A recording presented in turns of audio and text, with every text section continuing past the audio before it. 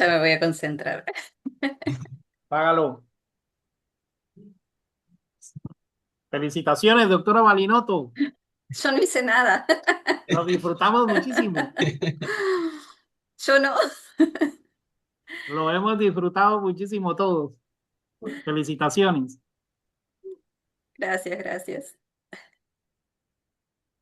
Ok, entonces, bueno, ahí se van conectando más personas. Buenas tardes, espero se encuentren muy bien. Gracias por estar con nosotros en un seminario más de genética médica y genómica del Instituto de Ciencias Médicas.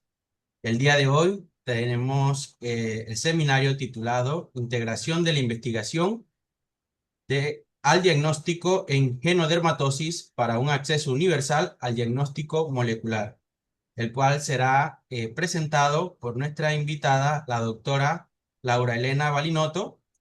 La doctora Balinotto es licenciada en biotecnología y especialista en diagnóstico genético de enfermedades poco frecuentes de la piel. Es investigadora en el Centro de Investigaciones en Genodermatosis y Epidermólisis Ampollar, CEDIGEA, por sus siglas, de la Universidad de Buenos Aires e investigadora adjunta del CONICET. Cuenta con más de 15 años de experiencia en investigación translacional aplicada a genodermatosis, incluyendo epidermólisis ampollar, ictiosis, displasias ectodérmicas y síndromes cutáneos complejos. Es cofundadora de CEDIGEA, donde lidera desde el 2009 iniciativas que integran investigación y diagnóstico molecular con el objetivo de ampliar el acceso a estudios genéticos en el sistema público de salud. Su trabajo ha permitido la caracterización molecular de más de 900 pacientes y la creación de registros epidemiológicos nacionales, contribuyendo a mejorar la correlación genotipo-fenotipo y el abordaje clínico de estas enfermedades. Ha implementado tecnologías de secuenciación de nueva generación en el ámbito hospitalario y ha formado equipos interdisciplinarios en genómica clínica. Doctora, un honor tenerla con nosotros el día de hoy.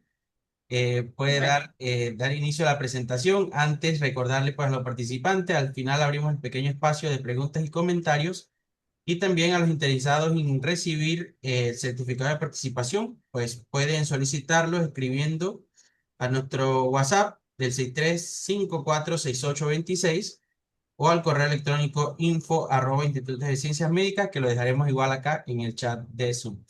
Muchas gracias. Nuevamente, doctora, un honor tenerla acá. Puede dar inicio. bueno, muchas gracias por la invitación. Eh, Acá está para compartir.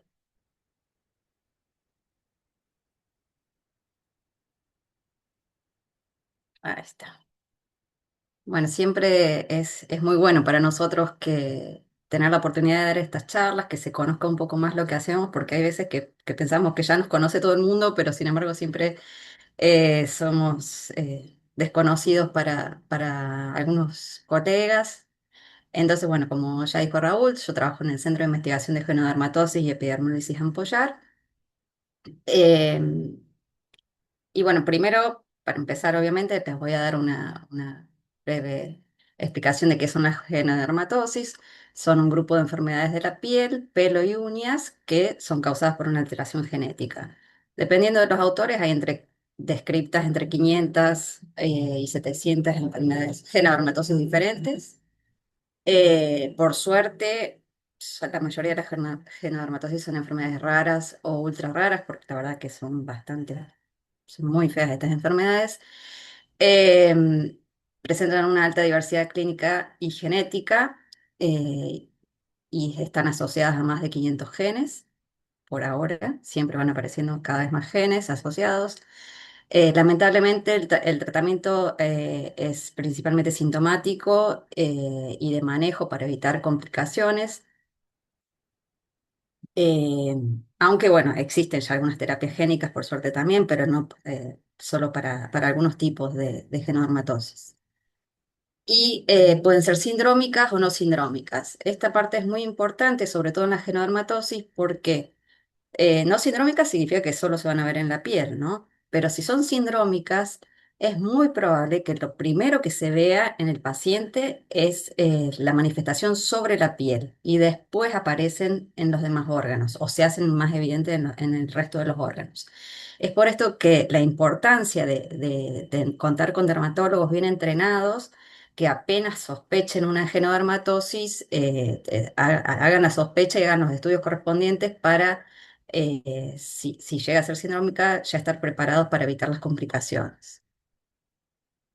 Bueno, esto es una breve explicación de qué son las epidermólisis ampollares, que es como empezamos en nuestro centro con este grupo de enfermedades.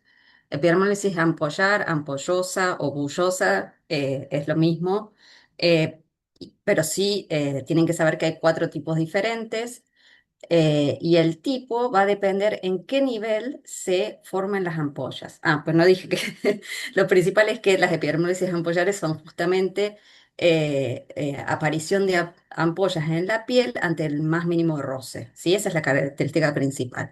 Dependiendo de dónde se ubique esa ampolla, si está en las capas más profundas, serán epidermólisis ampallares distróficas.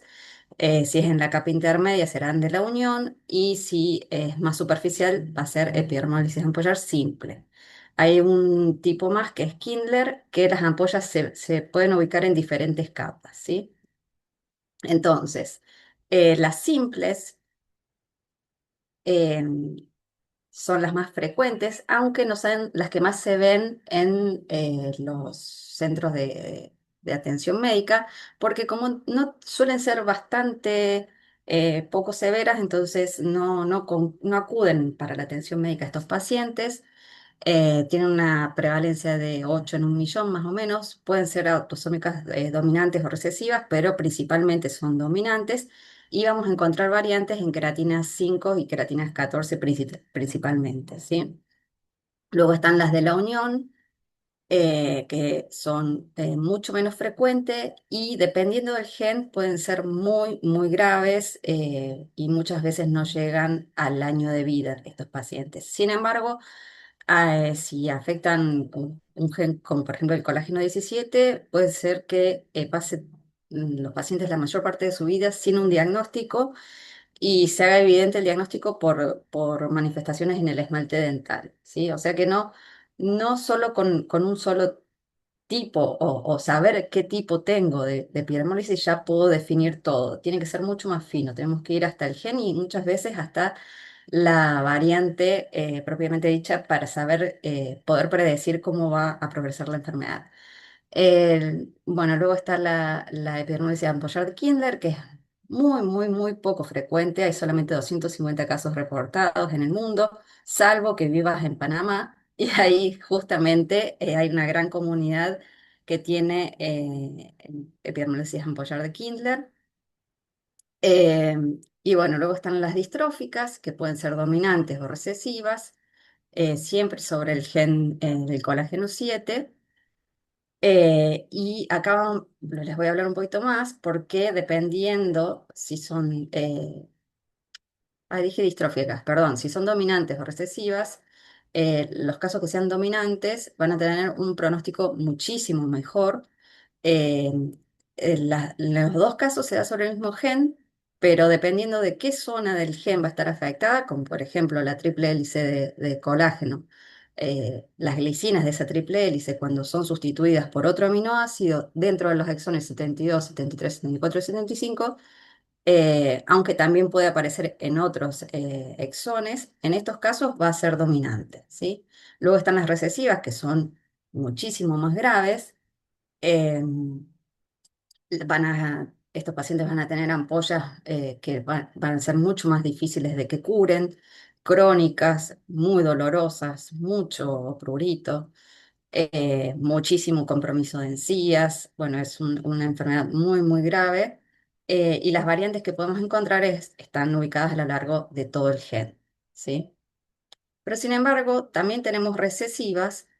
eh, que no son tan para nada graves. De hecho, lo que puede manifestar sobre la piel son la pérdida de uñas, a lo mejor algunas ampollas, pero el problema que tienen ellos es que tienen una manifestación en las mucosas, no más grave que la recesiva tradicional, sino el mismo. Lo que pasa es que al no tener ampollas en la piel, son muy difíciles de diagnosticar, porque nadie va a sospechar una epidermolysis ampollar, sin embargo, sus mucosas se están destruyendo, ¿sí? Esto después les voy a explicar un poquito más porque es una asociación que encontramos en un grupo de pacientes. Bueno, la importancia del diagnóstico molecular, creo que esto en realidad es para todas las enfermedades de origen de base genética, que es confirmar el diagnóstico, especificar el tipo y subtipo de genodermatosis o de cualquier enfermedad de base genética.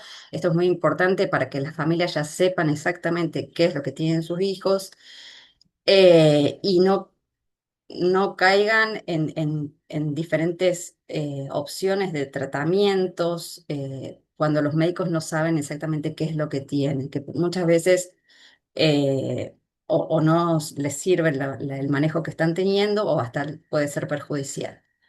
Eh, bueno, se puede pronosticar en muchos casos la evolución del paciente y actuar para prevenir las complicaciones. Se da obviamente el asesoramiento genético a las familias y pacientes van a tener la opción de participar en pruebas clínicas porque ya conociendo su diagnóstico molecular pueden ser llamados en el caso de que se abran pruebas clínicas.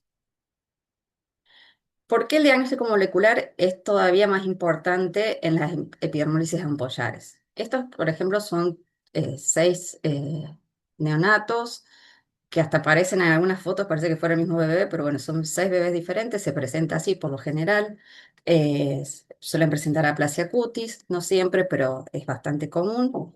Ahí se sospecha la epidermolisis ampollar, pero bueno, hay que definir qué tipo. Si bien hay algunas señales clínicas en el neonato que nos puede indicar alguno de los tipos, muchas veces son indistinguibles, la mayoría de las veces, ¿sí? De hecho, nosotros tampoco, ya con toda la experiencia que tenemos, alguna vez podemos sospechar algo, pero es muy difícil al principio. Por ejemplo, el primer caso es una distrófica recesiva. Sabemos que podemos pronosticar que este bebé va a haber que cuidarlo mucho, bueno, a lo largo de toda su vida va a tener muchas complicaciones y sus ampollas probablemente tarden mucho en curar. Esta va a ser una simple, que es de las que justamente recién dije que no iba a ser tan severa, pero justamente esta variante en particular sabemos que va a tener muchas complicaciones para lo que suele ser una simple. En este caso también una simple, pero el gen no es queratina ni 15, ni 14 ni 5, es el KLH-L24 y las variantes en este gen, si bien las ampollas van a ser superficiales, el problema que tienen es que va a tener grandes problemas cardíacos. Entonces a este bebé va a haber que hacerle un seguimiento muy continuo de los sistemas cardíacos y hasta puede ser que necesite un trasplante. En este caso es también un subtipo de las simples. Sabemos que no va a tener mayores complicaciones. Sabemos que va a presentar probablemente un eritema circinante, que después les voy a contar con más profundidad, que muchas veces puede ser confundido con sarna y que no lo es, y que después va a tener unas manchas en la piel que es típico de la pigmentación moteada, este subtipo. En este caso es una dominante, no va a tener mayores complicaciones. Y en este caso es como lo que les conté recién, es una recesiva, pero con alto compromiso mucoso, ¿sí? Entonces, este bebé probablemente en 5 meses ya no tenga más ampollas y entonces los padres se relajan, sin embargo, hay que cuidarle mucho, que no coma nunca sólido, que todo lo que ingiera sea a temperatura ambiente, para que no se le formen ampollas ni en las encías ni en la mucosa. Bueno, les cuento un poco cómo empezamos, porque muchas veces me preguntan, pero ¿cómo lograste armar todo el laboratorio para empezar? Bueno, en realidad no había nada armado, pero bueno, empezamos igual. Yo estaba haciendo un doctorado en virología molecular en el Hospital de Niños. Trabajaba secuenciando adenovirus, o sea que era mi rutina secuenciar. Y bueno, y llega la doctora Graciela Mansur, que era dermatóloga del hospital en ese momento, y había tenido ya un par de consultas de pacientes con epidermolisis ampollar, había visto en un congreso que podía hacer el diagnóstico molecular, y ya sabía que yo tenía el aparatito este, que es, bueno, es un secuenciador que nos había llegado gracias a la pandemia del 2009, y si le podía ayudar con esos pacientes a diagnosticarlos. Y bueno, estudiando un poco, vi que eran enfermedades muy raras, o sea que iban a ser uno o dos pacientes y ya. El tamaño del gen era el tamaño de un adenovirus, o sea que era más o menos mi rutina. Dije, bueno, la ayudo con un par de pacientes y ya termino con esto. Bueno, eso no fue, así no terminó la historia. Acá estoy todavía con estos pacientes. Y bueno, claro, no sabía en ese momento, tenía que empezar a buscar dónde estaban las variantes de estos pacientes. Tenía que buscar en 118 exones, que claro, son 118 reacciones de secuenciación que tenía que hacer hasta encontrar la que tenían nuestros pacientes. Entonces dije, bueno, si ya que en Argentina tenemos tanta inmigración italiana, española, dije, vamos a ver qué encontraron los españoles y busco en esos exones. Pero claro, en Argentina tenemos italianos, españoles, pero hay muchísimos descendientes de pueblos originarios, muchísimos descendientes de bolivianos y muchísimos descendientes de paraguayos. Obviamente la genética de las epidermólisis ampollar de esas poblaciones no estaba para nada descrita. Entonces, bueno, fue un desafío al principio encontrar las variantes de nuestros pacientes, entonces decidimos empezar a juntar la información, o sea, no solamente diagnosticar, sino tener una muy buena base de datos para hacer más fácil el diagnóstico, ¿no? Para el próximo paciente. Entonces dijimos, bueno, esto no va a ser solo diagnosticar y ya. Empezamos a escribir proyectos de investigación, empezamos a pedir subsidios de investigación y con eso financiábamos los diagnósticos de nuestros pacientes. Entonces, como beneficios individuales, que cada paciente lograba su diagnóstico molecular, con los beneficios que eso trae. Y claro, cuando se enteraron de que estábamos dando el diagnóstico molecular sin costo, porque bueno, nosotros trabajamos sobre todo con pacientes de salud pública, ¿sí? Entonces empezaron a venir de todo el país que nos referían sus pacientes para que hagamos el diagnóstico. Y bueno, con todos estos datos empezamos a poder publicar y hacer las variantes de nuestros pacientes que fueran visibles a nivel internacional. Todo esto como beneficio colectivo permite entender la epidemiología molecular y las presentaciones clínicas asociadas a cada variante y el conocimiento generado gracias a esta colaboración de nuestros pacientes pudo ser compartido a través de publicaciones científicas internacionales. Eh, Nosotros también tenemos una población con Kindler. La variante que tenemos nosotros no es la misma que hay en Panamá, ni es, había sido ya descripta, pero no había, la de Kindler no había sido descripta todavía. La encontramos en 4 familias, o sea, en 5 pacientes de 4 familias no relacionadas, y todos ellos originalmente, sus antepasados, eran de Paraguay. Entonces, bueno, sospechamos que en Paraguay debe haber aún más pacientes, pero bueno, por suerte pudimos describir estos 5 pacientes con una mutación que todavía no había sido descrita. Con la epidermólisis ampollar distrófica también hicimos lo mismo, que esto en principio lo empezamos a hacer nosotros a este mapa para que cada vez que venía un paciente nuevo le preguntábamos de dónde venían sus abuelos. Entonces nosotros ya íbamos armando ese mapa y probablemente o sea, hoy en día nadie secuenciaría por Sanger 118 exones, obviamente. Eh, Nosotros todavía lo hacemos, pero ¿por qué? Porque preguntamos de dónde vienen sus abuelos y si nos dicen las provincias de las que o los pueblos de donde vienen, ya sabemos que con dos o tres reacciones de Sanger podemos llegar al diagnóstico, ¿sí? Bueno, nuestra variante más frecuente terminó siendo la más frecuente también en España, pero después había como nichos de variantes que son muy propias de cada lugar, ¿sí? En este trabajo presentamos 181 pacientes que tenían 95 variantes diferentes y 36 de ellas no habían sido descritas aún en la literatura. Y lo súper interesante de este trabajo es que podemos describir esa nueva asociación fenotipo-genotipo, que es la que les comentaba antes, que no son pacientes que en piel prácticamente no tienen nada, sin embargo en las mucosas están muy afectadas. ¿Qué tienen en común? Una variante en el exón 107, que para todos es la misma, y en el otro alelo van a tener una variante que va a provocar una proteína truncada, ¿sí?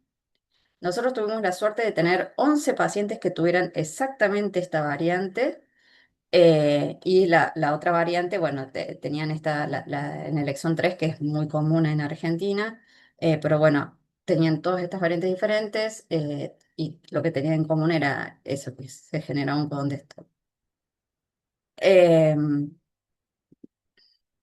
También podemos describir epidermólisis ampollar simple. Dentro de los 4 tipos de epidermólisis ampollar hay subtipos, ¿no?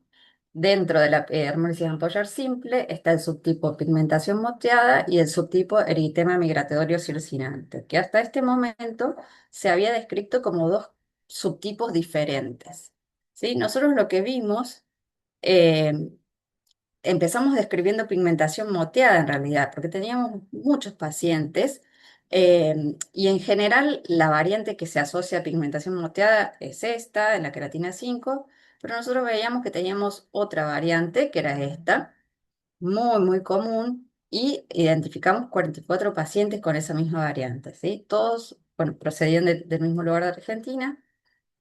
Em, pero ¿qué pasa? Algunos de esos pacientes presentaban eritema migratorio circinante cuando eran más chicos y después pigmentación moteada.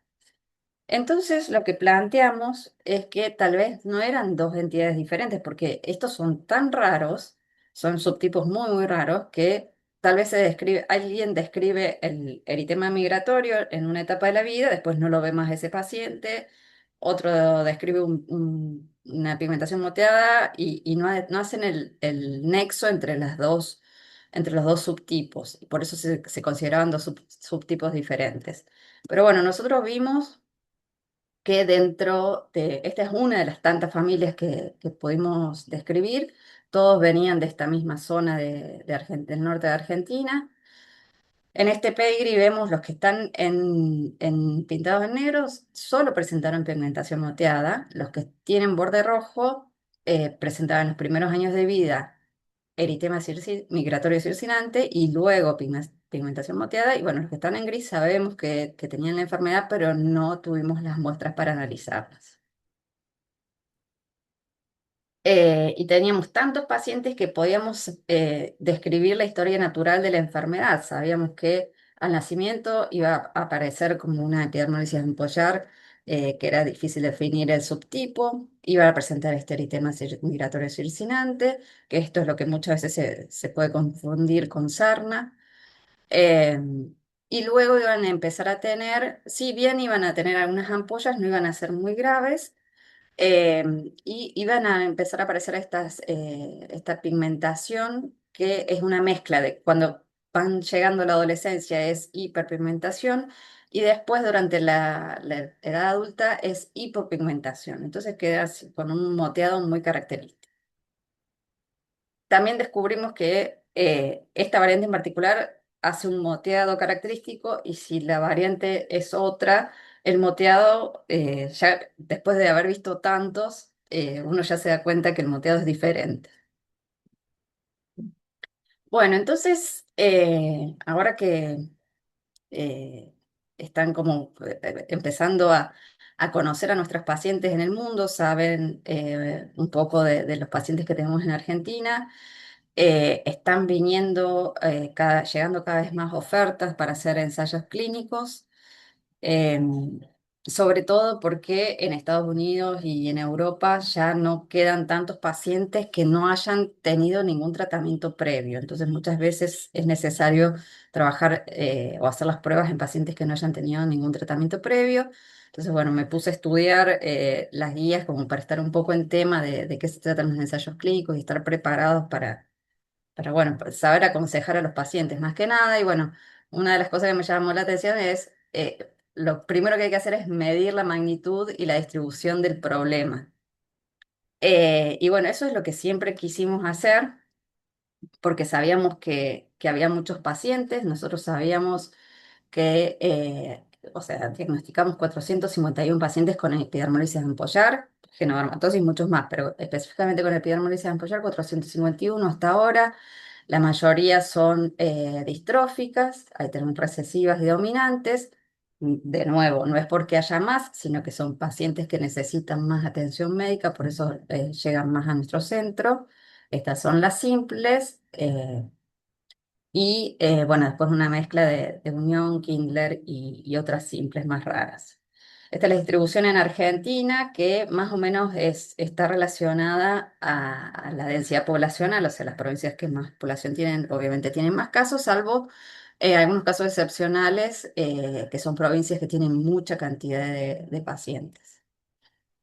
Entonces, sabíamos que nosotros habíamos diagnosticado todos estos pacientes, pero queríamos saber cuántos pacientes había en toda la Argentina. Bueno, estos además son otros datos también que fuimos calculando. ¿Qué edad tienen los pacientes? Pues bueno, estamos también con todo lo de la odisea diagnóstica y queremos que sea lo más corta posible. Y vemos que hay mucha diferencia cuando son casos dominantes. ¿Por qué? Porque muchas veces nace un nuevo bebé, llama la atención porque justamente nace por ahí en un hospital de un poco más de complejidad. Lo diagnosticamos y cuando son dominantes, después obviamente diagnosticamos a la madre, a la tía, a la abuela, a la tía abuela y a toda la familia, entonces empezamos a tener un montón de casos que son mayores de edad, que son adultos, pero porque probablemente son familiares del bebé que acaba de nacer. Las recesivas, en cambio, las diagnosticamos a más temprana edad, salvo, bueno, algunos casos que, como esta señora o estas señoras acá que estuvieron toda su vida sin un diagnóstico, ya llegando a los 60 años descubrieron lo que tenían y bueno, fue un cambio a pesar de que llegó tan tarde su diagnóstico, ¿no? Y esto es cuántos pacientes diagnosticamos cada año y vemos en azul los recién nacidos y en verde los adultos. Que la idea nuestra siempre es que sea el mínimo, la mínima de la edad del diagnóstico. Entonces, bueno, ¿cómo hicimos todo esto? Eh, Juntamos la atención médica con el diagnóstico molecular, con la investigación. Entonces, todo esto, el diagnóstico molecular mejora la atención médica, nos provee datos de investigación, conseguimos subsidios. Bueno, es toda una red que hace que es una rueda que se va retroalimentando. Bueno, esto generó una red de profesionales dentro de Argentina, Paraguay y Bolivia muy importante. Así que apenas nace un nuevo bebé ya es detectado bastante rápido. Eh, y bueno, con todos estos datos sabíamos los pacientes que teníamos nosotros, pero queremos saber cuántos había en Argentina. Entonces, para esto nos juntamos con la Fundación Respirar, que es una fundación que se dedica a los ensayos clínicos, con el Hospital de Pediatría Garrahan y con el Hospital de Niños de la provincia de Córdoba, que es en el centro del país. ¿Sí? Entonces, hicimos anonimización de los registros, los juntamos y bueno, en este gráfico vemos los pacientes que fueron a CIGEA, los que fueron a CIGEA y a la Fundación Respirar, porque bueno, sabemos que es bastante común que en los pacientes con enfermedades raras y tan complejas visiten a más de un centro para pedir una segunda, tercera y cuarta opinión. Entonces, bueno, esto es lo que muestra este gráfico. Muchos de los pacientes que nosotros teníamos habían sido también, habían ido a otros centros. Con estos 4 registros podemos llegar a un registro final o iniciar en realidad un registro nacional en el cual contamos 684 pacientes vivos, probablemente únicos porque eh, cuando se anonimizan los datos, muchas veces es un poco complejo saber si es el mismo paciente o si, porque, bueno, suelen tener muchos nombres, muchos apellidos, entonces las iniciales por ahí se hace un poco compleja saber si realmente son, pero bueno, creemos que esa es la cifra. Ahí están separados por el tipo de epidermólisis. Y este registro lo que nos permite es hacer una estimación de las prevalencias y la incidencia mediante el análisis de captura-recaptura. ¿Sí? Y esto arrojó una estimación de casi 1000 casos de epidermólisis en Argentina, lo que sería una prevalencia de 21,4 por millón, que es más o menos la que se ve en los países europeos, y una incidencia estimada de 35,4 nuevos casos por millón de nacidos vivos.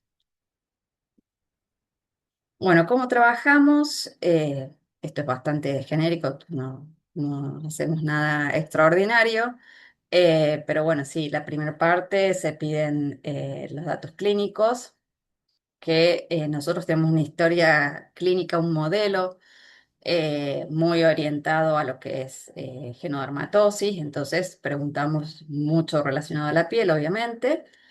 Pero también preguntamos mucho de todo lo que sea extracutáneo. Necesitamos saber si el paciente es sordo, si tiene problemas cardíacos, necesitamos saber sobre todo la edad de inicio de cada síntoma, porque eso nos va a orientar muchísimo, ¿sí? En la búsqueda de las variantes. Obviamente los antecedentes familiares, si algún familiar tiene síntomas, el pedigrí completo y la procedencia de los ancestros, porque esto a nosotros nos sirve, es un cambio entre esperar una secuenciación masiva que va a tardar un mes y medio o poder hacer 3 reacciones de Sanger y tener el resultado en una semana. Bueno, para nosotros las imágenes son muy, muy importantes. Necesitamos saber no solo dónde tienen, por ejemplo, ampollas, sino dónde no las tienen. Necesitamos saber si las uñas, qué forma tienen, hasta la forma, por ejemplo, de los labios, nos va a decir, nos va a orientar que son cosas que no llaman la atención porque son labios y no tienen nada llamativo para ser escrito en una historia clínica, pero sin embargo los labios de algunos tipos de epidermolysis tienen una forma que es muy particular. Entonces, por eso nosotros somos muy exigentes con las fotos. Eh, y si pueden también enviar fotos de la familia, también muchas veces es muy útil porque, por ejemplo, en otra genodermatosis, que una característica es el pelo como ensortijado, si la familia tiene el mismo tipo de cabello y no tiene la enfermedad, entonces es propio de la familia, pero si ves que la familia tiene el pelo lacio, empezás a sospechar y ya te restringís a menos genes para buscar. Bueno, después recibimos las muestras, haces la extracción del ADN y de acuerdo a todos los datos de la historia clínica, podemos decidir si vamos a hacer una secuenciación Sanger o si vamos a hacer un NGS, ¿sí? Después de esto viene la parte de análisis de datos y priorización. Y bueno, este, por ejemplo, es un ejemplo de un niño que tenía fragilidad cutánea, no era tan severa, eh, tenía pelo ralo, cejas escasas, tenía como una fascia que parecía un poco una displasia ectodérmica y también tenía una enfermedad pulmonar severa, entonces parecía algo inmune, no estábamos muy seguros, estábamos muy perdidos. Entonces, bueno, acá sí se decidió hacer NGS, no era un exoma completo, era un panel un poco más chico con las variantes que se suelen encontrar para ese tipo de panel. Se restringe a la búsqueda de los genes candidatos y esto nos da 2200 variantes. Se restringe por frecuencia porque, bueno, es una enfermedad muy poco frecuente, así que se restringe por esa frecuencia. Ahí aparecen solo 35 variantes y después al final se hace una priorización manual de las que quedaban y encontramos 2 variantes en heterocigosis, en este gen que está asociado a epidermolysis ampollar de la unión, ¿sí? ¿Qué pasa? Estos pacientes por lo general no superan el año de vida. No hay datos de que superen el año de vida. Entonces, este nene no cerraba por ese lado, si bien tenía el tema del pulmón, porque la enfermedad, o sea, se llama epidermolysis apoyar de la unión, pero también se llama ILNER, que es enfermedad eh, del pulmón intersticial, síndrome nefrótico y epidermolysis bullosa, ¿sí? Entonces no estábamos seguras del diagnóstico.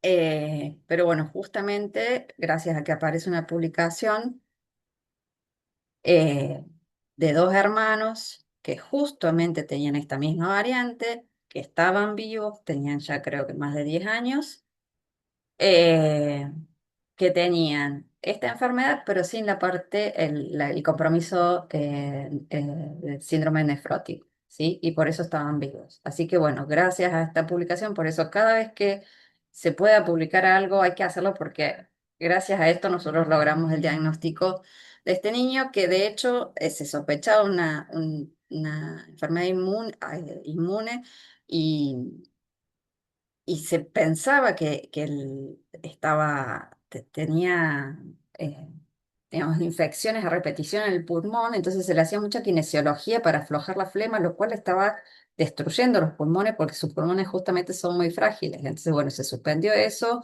se lo puso en una lista para trasplante de pulmón, eh, y bueno, gracias a este análisis podemos predecir todo eso. Bueno, ¿qué es lo más importante más allá de los análisis genéticos? Mucho más importante que eso es que se sospeche la enfermedad, ¿sí? Porque si nadie la sospecha, no nos va a llegar nunca. El, el paciente no lo vamos a poder analizar y no va a llegar nunca un diagnóstico. Entonces, nosotros además de hacer diagnóstico molecular, ponemos mucha energía en hacer actividades de concientización, ¿sí? Entonces, así se pueden reconocer tempranamente los pacientes con EB y también con todas las otras genodermatosis que trabajamos. Nosotros empezamos en el 2009 haciendo el primer diagnóstico molecular en un hospital público. En el 2014 pudimos fundar nuestro centro, que depende de la Universidad de Buenos Aires. Y ahí empezamos a hacer los encuentros de genodermatosis, ¿sí? Eran presenciales, empezamos con 30 participantes. El último año que lo hicimos presencial teníamos 300 participantes, que eran un montón, pero bueno, porque en realidad está acoplado a otras jornadas dentro de la facultad. Eh, pero bueno, obviamente son enfermedades que son poco atractivas, no es fácil llamar la atención de los médicos. Pero bueno, por suerte, algo bueno tenía que tener, llegó la pandemia, los congresos empezaron a ser virtuales, pasamos de 500 a 2000 asistentes y en el 2025 tuvimos 2500 participantes, un montón. Eh, Así que bueno, los espero en el próximo congreso que es ahora en septiembre. Espero que aprovechen porque la verdad que tiene un formato muy lindo, a mí me gusta mucho. Va a ser el 3 y el 4 de septiembre. Eh, Hay 17 speakers internacionales. Es muy importante que sepan que tiene traducción simultánea. Entonces, tenemos los invitados internacionales que hablan en inglés. Sí, bueno, casi todos hablan en inglés. Eso tiene traducción simultánea.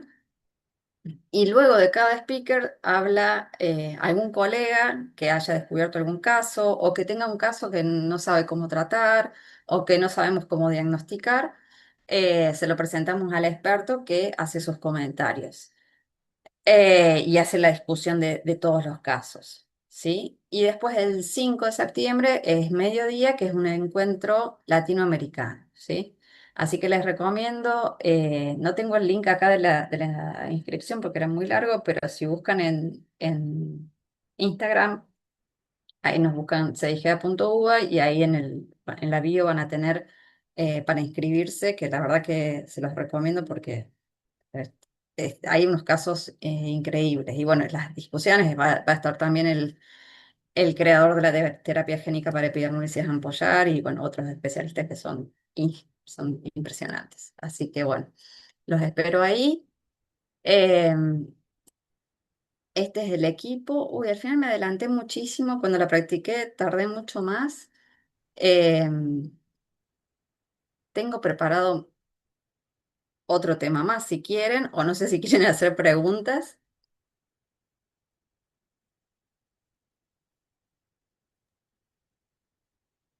Doctora, para preguntarle cuál es el formato del Congreso. Es virtual, es por Zoom. Ah, vale, perfecto. Sí, sí. Muchas gracias. Si quieren, sigo hablando de ictiosis, que es otro tema, o si no, Sí, los sí, dejamos claro, para doctora. preguntas. ¿Quieren que siga? No, está ¿Seguro? bien. Podemos seguir, sí. Sí. Claro. Bueno, no, otro Adelante, gran, doctor. bueno, gracias. No, otro gran grupo de genodermatosis con las que trabajamos son las ictiosis.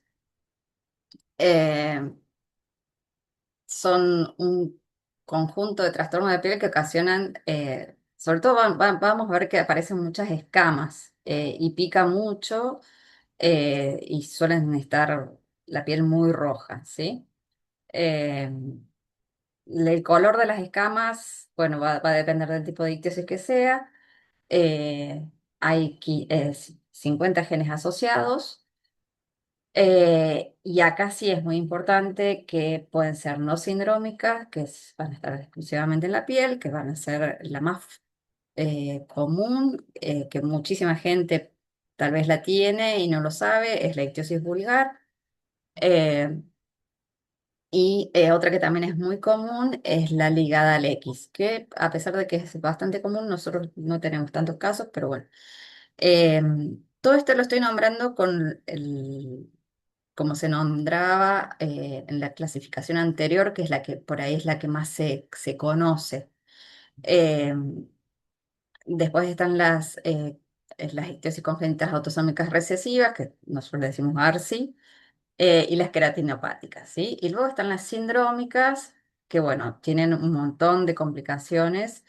eh, y va a depender, cada complicación va a depender de cada gen en particular, ¿sí? ¿Qué pasó? Se juntaron los expertos mundiales, todos estos son eh, los que más saben de ictiosis en el mundo, y pensaron que había que hacer una nueva clasificación de las ictiosis. Entonces, ellos postulaban de que debemos llamar la ictiosis sabiendo la causa, que esto iba a facilitar el tratamiento, porque si, por ejemplo, dos ictiosis que se llaman diferentes tienen un gen que está en la misma vía, tal vez el mismo tratamiento sirva para las dos. Y entonces, que con esta información debería hacerse la clasificación. Esto ya hace 2 años que están dando vuelta con esta clasificación, ya salieron todos los papers. Y bueno, el objetivo es, para nombrarlas, es integrar el nombre del gen, eliminar términos peyorativos, porque bueno, ictiosis viene de pez, entonces eso puede ofender a los pacientes, pues es pez por las escamas, ¿no? Resaltar las consecuencias de las mutaciones y describir los signos clínicos. Eh, entonces, si bien se mantiene más o menos esta división en no sindrómicas, sindrómicas y queratodermias. Las queratodermias antes estaban por fuera, ahora las incluyeron. Todo se incluyó en esto que ahora se llama EDD, que son desórdenes de diferenciación epidérmica, ¿sí? Entonces, como ejemplo, lo que antes era una ictiosis sindrómica, ahora va a ser un EDD. Antes se llamaba ictiosis vulgar y vulgar entonces era un término peyorativo y ahora se va a llamar FLG del gen filagrina, EDD, ¿sí? Las epidermolíticas, que pueden ser causadas por queratina 1 o queratina 10, va a tener el nombre del gen y luego EDD epidermolítica. ¿Por qué? Porque puede ser también queratina 1. epidermolítica o queratina uno, Istrix. Istrix, creo que deberían haberlo sacado porque eso también es peyorativo en principio, pero no sé por qué quedó. Eh, También por queratina uno va a ser el de anular, mosaico y mosaico revertido. Entonces, ¿por qué le cuento todo esto? Yo estaba presente cuando lo mostraron por primera vez esta nueva clasificación, y empezó a opinar una doctora que yo respeto muchísimo, que no es latina ni del tercer mundo, sino que es alemana, quejándose muchísimo, porque les reclamaba a estos expertos de que se estaban olvidando de más de la mitad del mundo, que no tenía acceso a saber cuál era el gen que le estaba causando su enfermedad. Pero bueno, eso no lo frenó y salió de todas formas la nueva clasificación. Esto fue justo antes de que salieran las publicaciones de la nueva clasificación.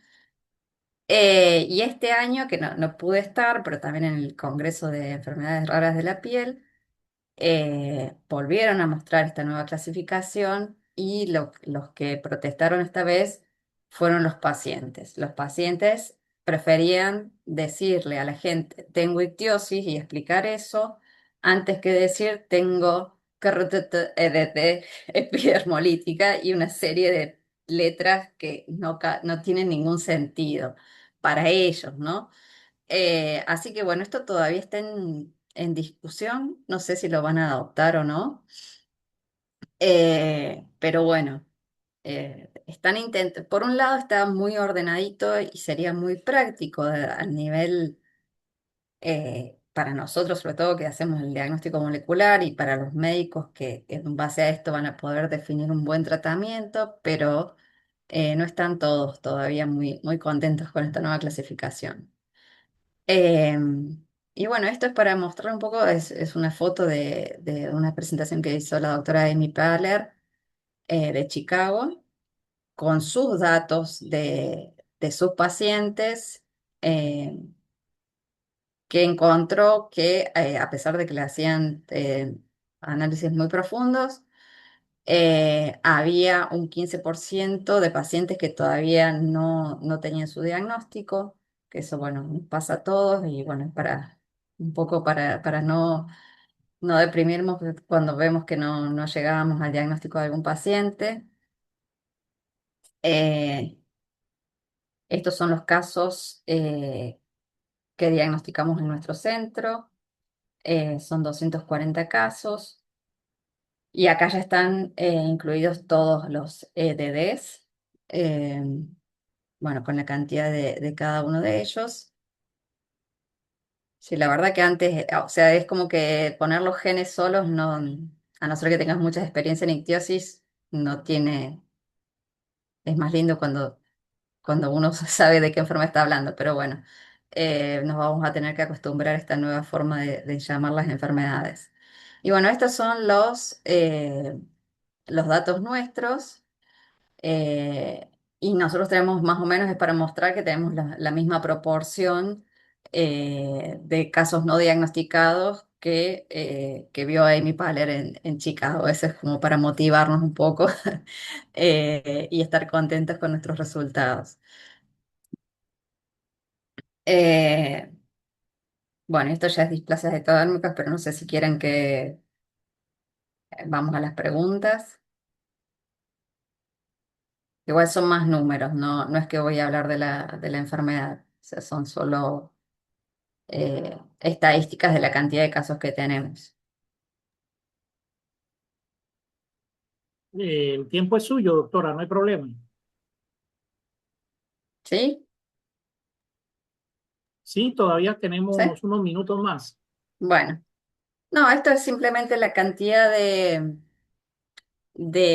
displasias ectodérmicas que también son muy frecuentes para lo que estamos acostumbrados a trabajar con genodermatosis, ¿no? Eh, por suerte, el fenotipo de los pacientes con displasias ectodérmicas son muy llamativos. eh, Son muy característicos, entonces, bueno, son dentro de todo, eh, ya viéndole las características, los dientes cónicos, la falta de ceja, el pelo ralo, que la madre tenga alguna característica también, pero no tan pronunciada porque es como es ligada al X. En algunas madres se ve un poco más fuerte que en otras. Y ya si le preguntamos el apellido, es muy probable que con una reacción de Sanger ya tengamos el diagnóstico. Sin embargo, después también hay otras genes asociados. Bueno, estas son, la mayoría son asociados ligadas al X por el gen EDA, pero también pueden ser recesivas en el gen EDAR o también en TP63, que hemos tenido bastantes, pero bueno, se presentan con otras complicaciones, ¿sí? Y bueno, la incontinencia pigmentosa que también son muy comunes. Eh, y creo que, no, y ya está, en realidad. Porque nunca pensé, no sé por qué cuando la armé pensé que iba a tardar mucho más en las presentaciones. Así que bueno, esto sería todo. Tenemos más dermatosis, pero la verdad que no llegué a prepararla porque pensé que me iba a faltar el tiempo.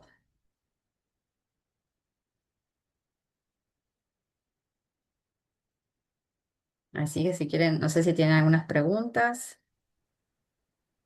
Ah, les dejo acá en esta diapo por si nos quieren escribir. Acá está. Eh, bueno, es que hacemos diagnóstico molecular. Bueno, acá estoy yo, Mónica Natales, Silvina Luso, la doctora Mansur, que es la directora, y la doctora Luz Velázquez Perdomo, que hace la parte de dermatología eh, y dermatología pediátrica. Lo que logramos también en el centro es que antes trabajábamos en el hospital de niños y luego pudimos cambiarnos al hospital de clínicas que depende de la Universidad de Buenos Aires y ese hospital ahora también, o sea, no siempre admitió adultos, entonces nosotros, por lo general los pacientes con epidermolysis ampollar se los llaman niños, de hecho se los llaman niños piel de mariposa, niños piel de cristal, pero esos niños por suerte han empezado a crecer, ahora sobreviven mucho. Uno de los grandes problemas es cuando llegan a los 13 años o a los 16 años, que ya no los pueden atender más en hospitales pediátricos y la transición es muy difícil. Entonces, bueno, por suerte nos pudimos mudar a este hospital donde podemos hacer el seguimiento de los niños y después a lo largo de la vida, cuando crecen, también van a seguir siendo atendidos en el mismo lugar.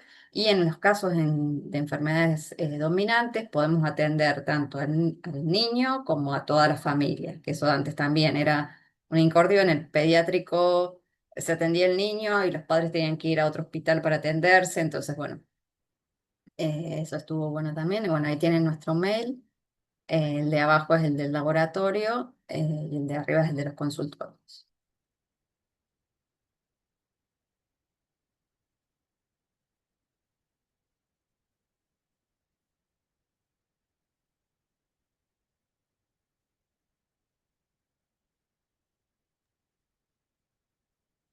No sé si hay preguntas.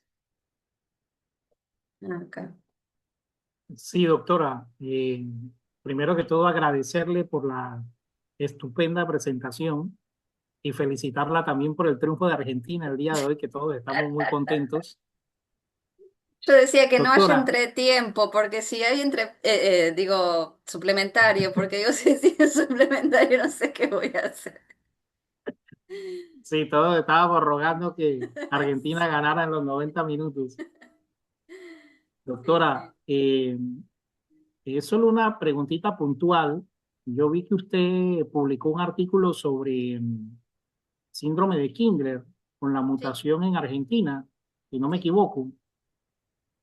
sí. ¿Qué mutación es la que tienen ustedes en Argentina y cómo es la correlación genotipo-fenotipo? Porque acá en Panamá está, la que afecta el dominio F1 de la proteína Kidrin, la R271, Sí, que es está en el un, 800 más o menos, ¿no? sí,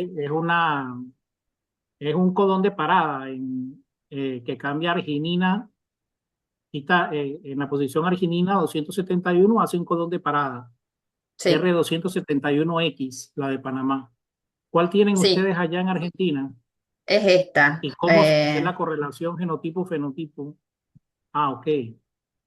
Es también va a generar un corrimiento del marco de lectura. La verdad es que no me acuerdo pues este fue el primer paper que publicamos, no me acuerdo a cuántos nucleótidos se va a producir el stop, pero bueno, es un poco más al final de la proteína.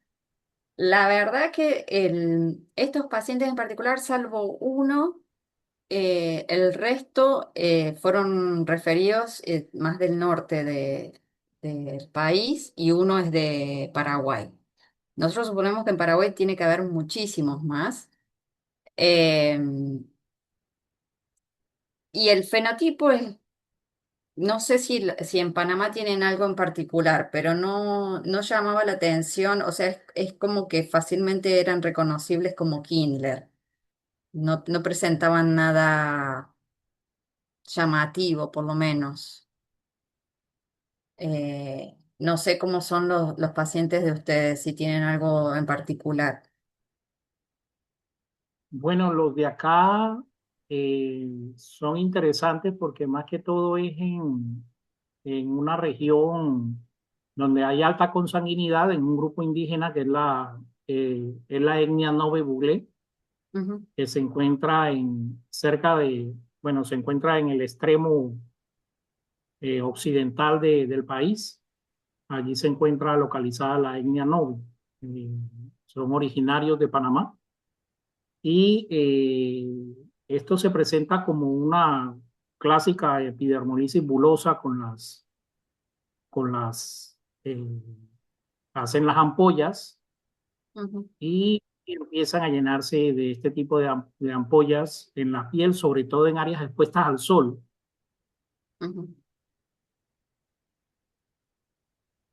No Sí, sé si habrá algún dermatólogo por acá que pueda intervenir, pero eso es estas, lo que yo he visto en los pacientes.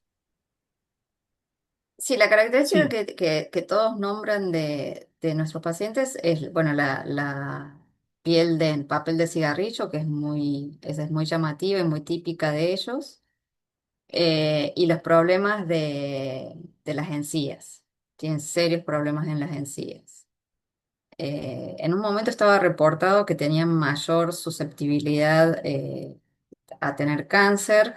Nosotros cuando publicamos justamente este trabajo lo pusimos dentro de la introducción y nos mandaron un paper que acababa de salir después de que nosotros enviamos el nuestro, diciendo de que eso no era así, no es como en los casos de distrófica recesiva que sí tienen una probabilidad muy alta de cerca de los 20 años empezar a tener cáncer en la piel. En estos pacientes en principio no. Pero bueno, es raro que nosotros describimos, bueno, una vez que llegó el primero, siempre vienen de a dos. No sé si ustedes también tienen ese dicho, cuando viene un paciente que tiene una enfermedad muy rara, a la semana llega otro igual. Entonces, en este caso, eh, al principio no estábamos muy seguros del diagnóstico y cuando llegó el siguiente dijimos, bueno, ya está, la variante que hay acá es esta. Y aparecieron esos cinco, esto fue en el 2020 me parece que lo publicamos, y no llegaron más. Es muy raro. De hecho, hablamos con la dermatóloga de Paraguay, que preste atención, que estén atentos, porque yo creo y que ella lo difunde en sus congresos, porque creo que tiene que haber muchos más. Igualmente, lo mismo nos pasa con la epidermólisis ampollar. Tenemos una variante que nosotros le decimos la variante boliviana y no, en Bolivia no hay pacientes con epidermolisis ampollar, entonces le estamos insistiendo a las dermatólogas de Bolivia que los busquen porque tienen que haber, tienen que estar y por ahí no están siendo diagnosticados.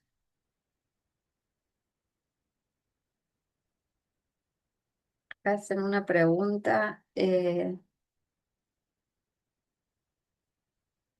Preguntan qué especialidades médicas son quienes nos referenciaron a estos pacientes.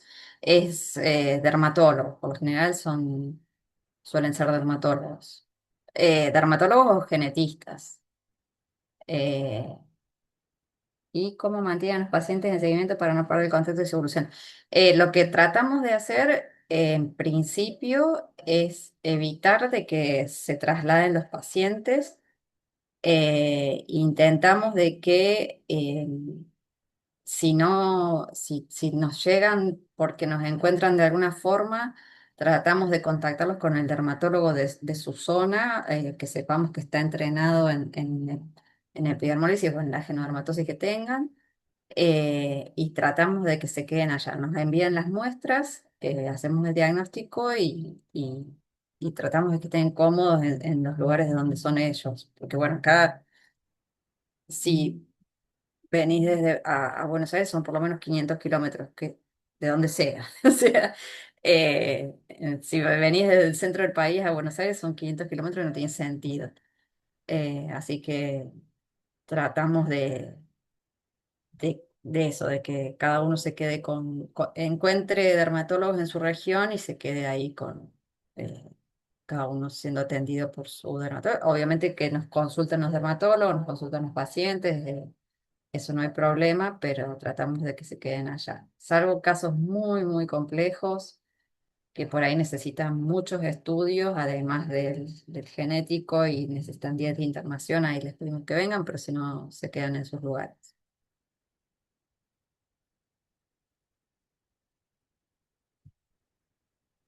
No sé si tienen más preguntas.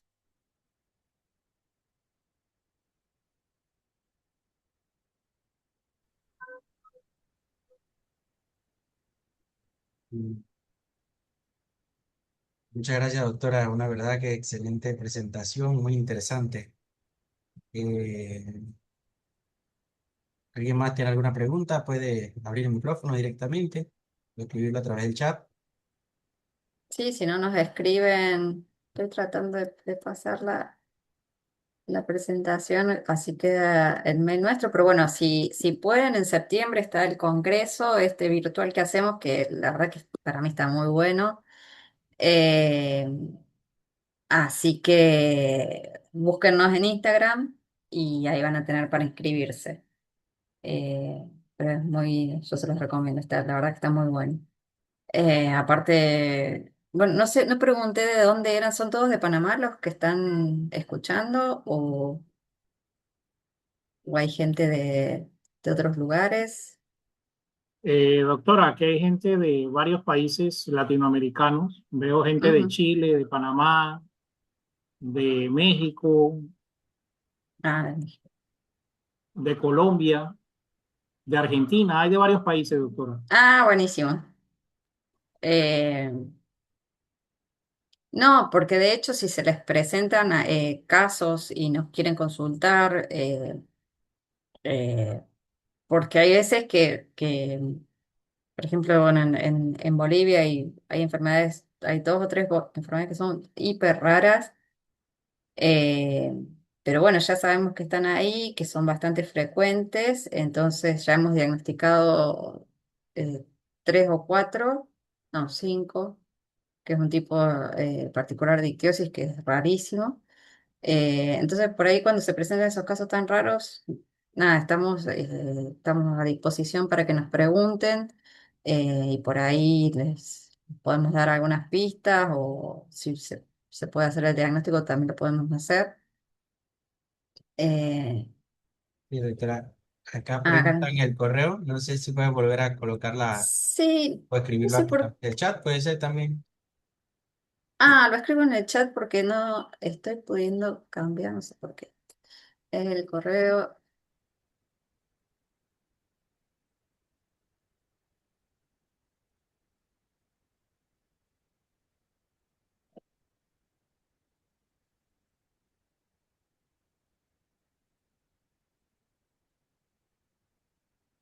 a ver si lo escribí bien. Mm,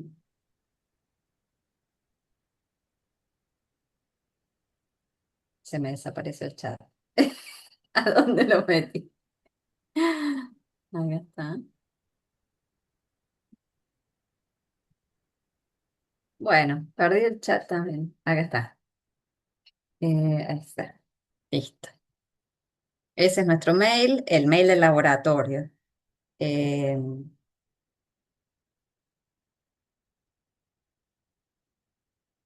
ver si puedo volver atrás. Y si no está el mail del consultorio, ahí está.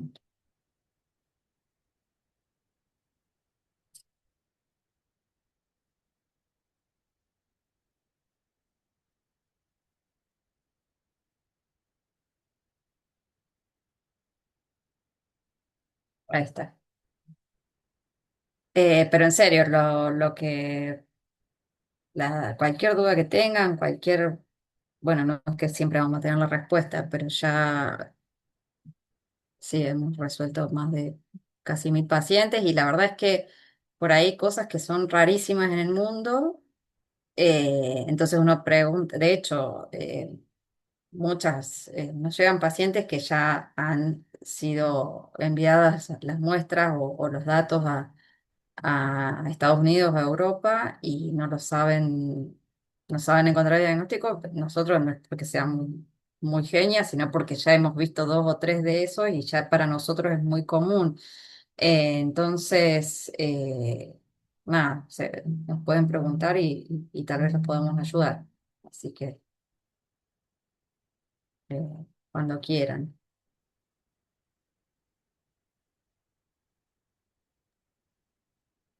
Vale, bueno, muchísimas gracias nuevamente. Creo que no hay más preguntas, daremos entonces por terminada la sesión de hoy.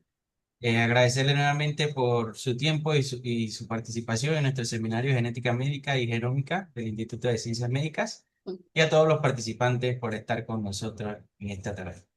Así que Bueno, muchas gracias nuevamente y bueno, que tengan bonita tarde. Recordarles para los gracias. participantes que quieran el certificado, nos pueden escribir a nuestro WhatsApp, al correo. Bueno, muchas Muchas gracias por la gracias, doctora. invitación. Muchas Hasta gracias. luego. Que estés Chao, Gracias. muy hasta bien. luego. Chao. Hasta luego.